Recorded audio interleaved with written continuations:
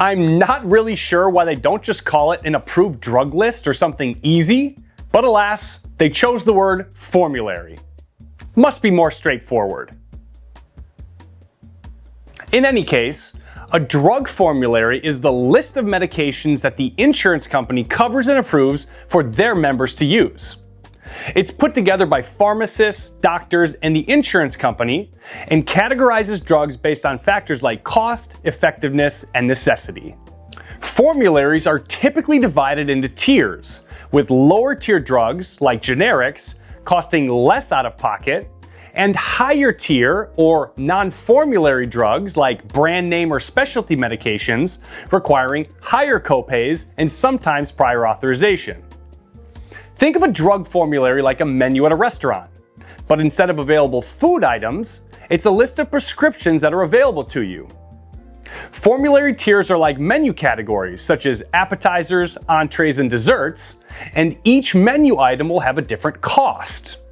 And if something you want isn't on the menu, you aren't able to order it, or you'll have to go somewhere else to get it. While formularies cover thousands of drugs, they can frustrate people for a few reasons.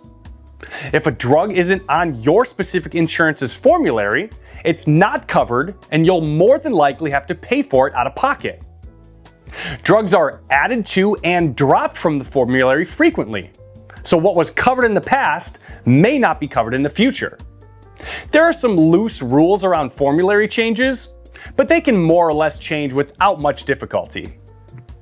Each insurance company has their own drug formulary, so if you switch insurance companies, the drugs that were covered with your old insurance may not be covered with your new insurance.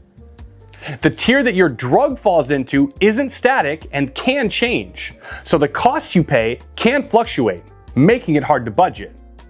All this said, I'll leave you with a secret.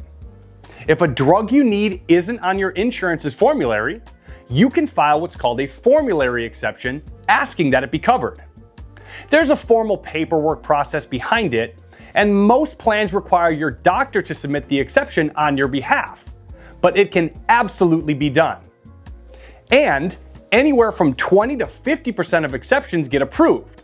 So, while I can't guarantee yours will, there's a very good chance it could.